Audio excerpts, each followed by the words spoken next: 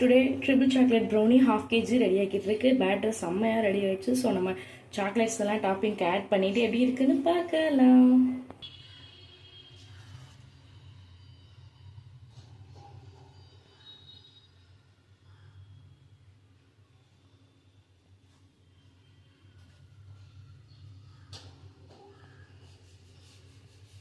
இப்போ chocolate add பண்ணிடலாம் வாங்க.